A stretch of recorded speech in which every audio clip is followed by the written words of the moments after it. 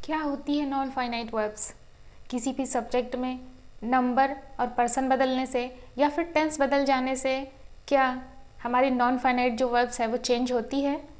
ये किसी भी सेंटेंस में किस तरीके से काम करती है? आज की क्लास में हम यही सारी चीज़ें डिस्कस करने वाले हैं, तो क्लास को ध्यान से देखिएगा। चलिए क्लास को शुरू करते हैं। देखिए यहाँ पर जो हमारा नॉन फाइनाइट वर्ब है वो वर्ब की दूसरी पार्ट है। वर्ब हमारी जो होती है मेनली टू टाइप्स की होती है, फाइनाइट और नॉन फाइनाइट। तो फाइनाइट के बारे में हमने पिछली क्लास में पढ़ा था कि किसी भी सेंटेंस में सब्जेक्ट के नंबर और पर्सन बदलने से या फिर उस सेंटेंस का टेंस बदल देने से जो बदल जाए, जिसकी फॉर्म चेंज हो जाए, वो फाइनाइट वर्ब्स होती हैं। और जिसकी फॉर्म में कोई भी चेंज ना हो, वो सेम रहे, वो हमारी नॉन फाइनाइट वर्ब्स होती है। तो इस चीज़ को समझने के लिए मैंने आपके सामने बहुत सारे एग्जाम्पल्स लिए हैं, तो इनको हम उदाहरण से समझेंगे। चलिए देखते हैं। सबसे पहले तो हमारा जो नॉन फाइनाइट वर्ब है वो किसी भी सेंटेंस में किस तरीके से काम करती है। It works as a noun, adjectives and verbs. ये जो हमारा नॉन फाइनाइट वर्ब होता है किसी भी सेंटेंस में ये या तो नाउन की तरीके काम करेगा या एडजेक्टिव की तरीके या फिर वर्ब की तरीके, यानी कि ये तीन तरीके से काम करता है, नाउन, एडजेक्टिव और वर्ब। देखिए हमारे सामने हमारा जो पहला एग्जाम्पल लिखा हुआ है, swimming is my favourite sport. तो यहाँ पर आप देख पा रहे हैं ये जो हमारा पहला वर्ड है स्विमिंग, ये किस तरीके से काम कर रहा है? ये नाउन की तरीके काम कर रहा है। Swimming is my favourite sport, ये नाउन की तरीके काम कर रहा है। अब देखना हमें ये है कि ये जो स्विमिंग है ये फाइनाइट है या फिर नॉन फाइनाइट है। तो देखिए अगर हम यहाँ पर वाज कर दें, अगर इज की जगह हम वाज कर दें तो क्या स्विमिंग में कोई चेंज होगा? टेंस के बदलने से क्या कोई भी चेंज होगा? नहीं। अगर हम यहाँ लिखे वाज तो हो जाएगा swimming was my favourite sport, यानी कि इसके टेंस में परिवर्तन करने से इस पर कोई चेंज नहीं होगा। तो जब टेंस के बदलने से कोई भी चेंज ना हो वर्ब में तो वो नॉन फाइनाइट वर्ब होती है। इसका मतलब ये हमारी नॉन फाइनाइट वर्ब है और इस सेंटेंस में नाउन की तरीके काम कर रही है। दूसरा है सी इज लुकिंग एंग्री। देखिए इस पूरे सेंटेंस में क्या कोई भी काम होता दिख रहा है आपको? ही इज लुकिंग एंग्री, वो क्रोधित दिख रही है, वो नाराज दिख रही है। तो क्या यहाँ पर कोई वर्ब आपको दिख रही है? यहाँ पर वर्ब तो है लेकिन आपको लग रहा होगा कि यहाँ पर कोई वर्ब नहीं है। ये जो लुकिंग एंग्री है उसका जो क्रोधित होना है, जो नाराज दिखना है, वो क्या है? उसकी स्टेट है, उसकी अवस्था है। तो यहाँ पर हमारा सबसे पहले तो ये इज जो है लिंकिंग वर्ब है, इसके बारे में हम बाद में बात करेंगे। लेकिन यहाँ पर देखिए जो ये लुकिंग है, लुकिंग अगर यहाँ पर हम इसके टेंस को बदल दें, इज की जगह अगर हम वाज कर दें तो ये सी वाज लुकिंग एंग्री, तो क्या अगर यहाँ वाज करें तो क्या लुकिंग पर कोई चेंज होगा? बिल्कुल भी नहीं। इस सेंटेंस के टेंस बदलने पर इस लुकिंग पर कोई भी परिवर्तन नहीं होगा, कोई भी चेंज नहीं होगा। तो जब यहाँ पर कोई चेंज नहीं होगा तो ये हमारी नॉन फाइनाइट वर्ब है। और यहाँ पर हमारी जो एंग्री है स्टेट को दिखा रहा है और लुकिंग जो है वो टेंस बदलने से या अगर हम यहाँ कोई नंबर या पर्सन बदल दें तो भी लुकिंग पर कोई चेंज नहीं होगा, इसलिए ये नॉन फाइनाइट वर्ब है। उसके बाद अगला है children like to play with toys. जो बच्चे हैं वो खिलौने से खेलना पसंद करते हैं। तो देखिए चिल्ड्रेन लाइक टू प्ले, अगर हम इसके टेंस को बदलें, ये जो प्रेजेंट टेंस में है इसको पास्ट में करें, इसको अगर हम लाइक्ड कर दें, लाइक्ड कर दें चिल्ड्रेन लाइक्ड, तो क्या ये जो प्ले है टू प्ले है इसमें कोई चेंज होगा? बिल्कुल भी नहीं। अगर यहाँ हम लाइक्ड कर दें तब भी ये टू प्ले ही रहेगा। तो आप देख पा रहे हैं कि टेंस के बदलने से या फिर अगर हम इसका सब्जेक्ट चेंज करें, यहाँ नंबर या पर्सन बदलें, तब भी इसमें कोई चेंज नहीं होगा। ये तो बदलेगा, लाइक तो बदलेगा, लेकिन टू प्ले में कोई चेंज नहीं होगा, इसलिए ये नॉन फाइनाइट है। और नॉन फाइनाइट का ये हमारा इन्फिनिटिव है जिसके बारे में अभी हम आगे पढ़ेंगे। ये हमारा टू प्ले जो है ये इन्फिनिटिव, नॉन फाइनाइट का एक पार्ट है इन्फिनिटिव। अब आप देख पा रहे हैं कि यहाँ पर जो ये टू प्ले है ये किसका काम कर रहा है? ऑब्जेक्ट का काम कर रहा है। चिल्ड्रेन लाइक टू प्ले, ये टू प्ले यहाँ पे ऑब्जेक्ट का काम कर रहा है। यहाँ नाउन का काम कर रहा था, सब्जेक्ट का काम कर रहा था, यहाँ ऑब्जेक्ट का काम कर रहा है। अगला है आई लर्नड ड्राइविंग। तो यहाँ पर मैंने ड्राइविंग सीखी।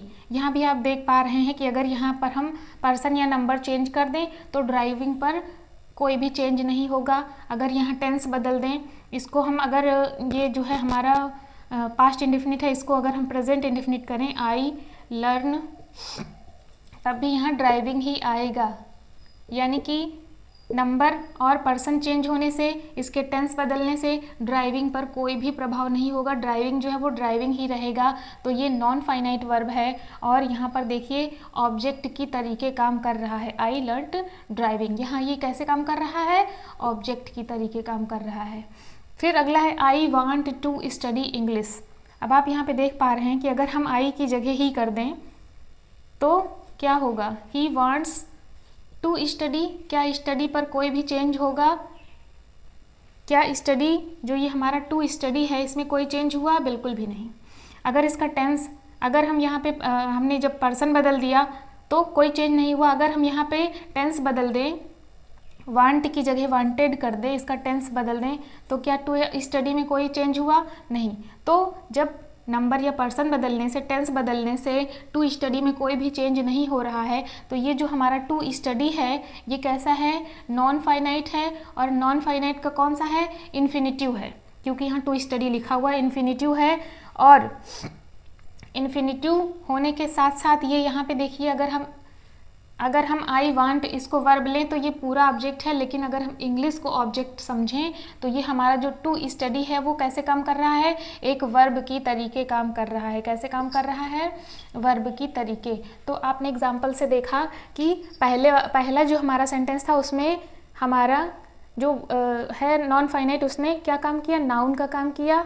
उसके बाद यहाँ आप देख पा रहे हैं आई लर्नड ड्राइविंग में ऑब्जेक्ट का काम किया, और I want to study English में टू स्टडी ने वर्ब का काम किया। इस तरीके से जो नॉन फाइनाइट वर्ब होती है वो नाउन, एडजेक्टिव और वर्ब की तरीके से काम करती है।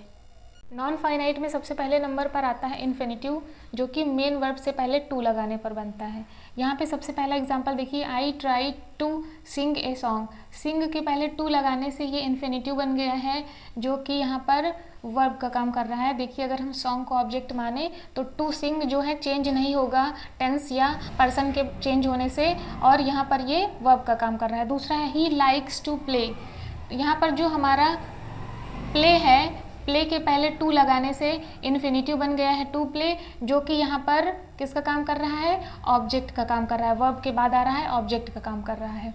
तीसरे नंबर पर आता है टू एरर। एरर से पहले टू लगा है, ये इन्फिनिटिव बन गया टू एरर। और इज ह्यूमन, तो यहाँ पर ये सब्जेक्ट का काम कर रहा है। जो टू एरर है ये सबसे पहले आकर के सब्जेक्ट का काम कर रहा है। To error is human. तो इस तरीके से जो हमारा नॉन फाइनाइट वर्ब है वो सब्जेक्ट, ऑब्जेक्ट और वर्ब तीनों तरीके से काम करता है। वर्ब से पहले, मेन वर्ब से पहले टू लगा करके। दूसरा आता है जिरंड। इसमें मेन वर्ब के साथ आईएनजी लगाते हैं। तो पहला एग्जांपल देखिएगा, डांसिंग इज गुड एक्सरसाइज। यहाँ डांस के साथ आईएनजी लगा है और ये बन गया है डांसिंग, जो कि एक जिरंड है और यहाँ पर सब्जेक्ट का काम कर रहा है। दूसरा है he is going to school. Go के साथ आईएनजी लगाने से जिरंड बन गया है गोइंग, जो कि इस पूरे सेंटेंस में वर्ब का काम कर रहा है। तीसरा है ही लाइक्ड स्विमिंग। स्विमिंग जो है यहाँ पर ऑब्जेक्ट का काम कर रहा है। स्विम के साथ आईएनजी लगा है, मेन वर्ब स्विम के साथ आईएनजी लग करके यहाँ पर ये बना है जिरंड स्विमिंग, जो कि यहाँ पर ही लाइक्ड स्विमिंग ऑब्जेक्ट का काम कर रहा है। तो देखिए आप यहाँ पर आईएनजी लग करके ये सब्जेक्ट, ये वर्ब और ये ऑब्जेक्ट का काम कर रहा है। तो जिरंड भी हमारा तीनों का काम करता है आईएनजी लग करके। तीसरे पर आता है पार्टिसिपल। ये वर्ब और एडजेक्टिव दोनों का काम करते हैं। और ये जो हमारे पार्टिसिपल होते हैं इनके भी तीन टाइप होते हैं, जिसमें सबसे पहला है प्रेजेंट पार्टिसिपल, दूसरा आता है पास्ट पार्टिसिपल और तीसरा आता है परफेक्ट पार्टिसिपल। तो इनके पार्ट को हम अलग अलग एग्जाम्पल के जरिए से समझते हैं। पार्टिसिपल में सबसे पहले आता है प्रेजेंट पार्टिसिपल। तो प्रेजेंट पार्टिसिपल में वर्ब की फर्स्ट फॉर्म के साथ आईएनजी लगाते हैं। एग्जाम्पल देखिएगा, आई एम सिंगिंग, यहाँ पे सिंग के साथ ING लग करके प्रेजेंट पार्टिसिपल बन गया है। I saw his friend walking along the road, यहाँ पे वॉकिंग जो है इसमें प्रेजेंट पार्टिसिपल है। I go running every morning, यहाँ रन के साथ ING लगा है, प्रेजेंट पार्टिसिपल बन गया है। तो हम प्रेजेंट पार्टिसिपल का यूज़ करते कहाँ पर हैं? जब किसी भी घटना को होता हुआ दर्शाया जाए, जब कोई घटना हो रही है वो हमें किसी से बतानी है, किसी भी घटना को होते हुए दर्शाना है, तो वहाँ पर प्रेजेंट पार्टिसिपल का यूज़ होगा। दूसरा आता है पास्ट पार्टिसिपल। यहाँ पर हम वर्ब की थर्ड फॉर्म का यूज़ करते हैं। जब कोई भी काम पूरा हो चुका हो तो वहाँ पर हम पास्ट पार्टिसिपल का यूज़ करते हैं। जैसे पहला एग्जाम्पल है, I have taken the T, यहाँ पर मैंने चाय ले ली है, काम पूरा हो चुका है, तो देखिए टेक की थर्ड फॉर्म लगी है। दूसरा है, the injured cyclist was helped by me, यहाँ पर देखिए इंजर्ड जो है वो क्या है? घायल। The injured cyclist was helped by me, उसकी मदद की गई मेरे द्वारा, तो यहाँ भी काम पूरा हो चुका है। और ये जो द इंजर्ड है यहाँ पर इसकी थर्ड फॉर्म इंजर्ड की ली गई है, एज ए सब्जेक्ट यूज़ किया गया है, तो यहाँ पर भी पास्ट पार्टिसिपल है। यहाँ देखिए, the children played with broken chair, यहाँ पर ये जो ब्रोकन चेयर है इसे पास्ट पार्टिसिपल की तरीके से यूज़ किया गया है, यहाँ पर भी काम पूरा हो चुका है। और जहाँ पर काम पूरा हो चुका हो वहाँ पास्ट पार्टिसिपल लगता है। तीसरा है परफेक्ट पार्टिसिपल, यहाँ पर हैविंग के साथ वर्ब की थर्ड फॉर्म आती है। ये कहाँ पर यूज़ होता है? जब एक के बाद एक दो काम लगातार हो, यानी कि एक काम हो चुका हो उसके बाद जस्ट ही तुरंत बाद ही दूसरा काम हो, दूसरी घटना हो, तो वहाँ पर हम परफेक्ट पार्टिसिपल का यूज़ करते हैं। जैसे एग्जांपल देखिए, हैविंग गॉट ड्रेस्ड ही स्लोली वेंट डाउन स्टेयर्स, यहाँ पर उसने पहले एक काम किया, हैविंग गॉट ड्रेस्ड, उसने पहले कपड़े पहने, उसके बाद फिर जस्ट ही दूसरा काम किया तुरंत, ही स्लोली वेंट डाउन स्टेयर्स, धीरे धीरे सीढ़ियों से नीचे गई, तो एक काम के बाद दूसरा काम हुआ, तो यहाँ पर परफेक्ट पार्टिसिपल लगा हुआ है। दूसरा है हैविंग शाउटेड एट हिम, पहले एक काम उसने किया, क्या? हैविंग शाउटेड एट हिम, उस पर चिल्लाई, सी लेफ्ट द रूम, पहले चिल्लाई उसके बाद कमरे को छोड़ दिया, एक के बाद एक, यानी कि पहले एक काम हुआ फिर दूसरा काम हुआ, दो काम लगातार हो रहे हैं, तो यहाँ पर परफेक्ट पार्टिसिपल का यूज़ हुआ है। हैविंग के साथ थर्ड फॉर्म आई है, यहाँ भी देखिए हैविंग के साथ थर्ड फॉर्म आई है, हैविंग गॉट। उसके बाद देखिए हैविंग, तीसरा है हैविंग फिनिश्ड, यहाँ भी देखिए हैविंग के साथ थर्ड फॉर्म आई है, हैविंग फिनिश्ड दियर ट्रेनिंग, अपनी ट्रेनिंग को पूरा करके they will be fully qualified doctors, way doctor हो जाएंगे। तो इस तरीके से यहाँ पर हैविंग के साथ जो वर्ब की थर्ड फॉर्म आई है, तो पहले एक काम पूरा हुआ है, पहले एक काम पूरा होगा फिर दूसरा काम पूरा होगा, दो काम लगातार हो रहे हैं, तो यहाँ पर हम परफेक्ट पार्टिसिपल का यूज़ करेंगे। तो इस तरीके से ये हमारे तीनों पार्टिसिपल थे, और जो हमारी नॉन फाइनाइट थी उसको हमने अच्छी तरीके से पढ़ लिया है। नॉन फाइनाइट में इतना ही आपको पढ़ना है। अब कल की क्लास में हम जो फाइनाइट वर्ब के जो पार्ट्स बचे हुए हैं उनको पढ़ेंगे। अगर वीडियो अच्छी लगी हो तो लाइक करिएगा, और ऐसी ही वीडियो पाने के लिए चैनल को सब्सक्राइब कर लीजिए। मिलते हैं कल नई क्लास के साथ, तब तक के लिए जय हिंद।